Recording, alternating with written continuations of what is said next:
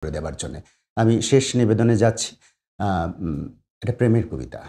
মানে যার কবিতায় প্রেম ছড়িয়ে ছিটিয়ে থাকে আনন্দ আর বিষাদ নিয়ে, সেই রকমই একটি কবিতা কবি শক্তি চট্টোপাধ্যায়ের 'বাঘ'।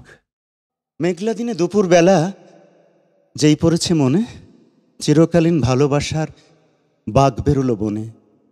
আমি দেখতে পেলাম, কাছে গেলাম, মুখে বললাম খা। আঁখির আঠায় জড়িয়েছে বাঘ, নড়ে বসছে না। আমার ভয় হলো তাই দারুণ, কারণ চোখ দুটো কৌতুকে উড়তে ফুটতে আলোয় কালোয় ভাসছিল নীল সুখে। বাঘের গতর ভারী, মুখটি হাঁড়ি, অভিমানের পাহাড়।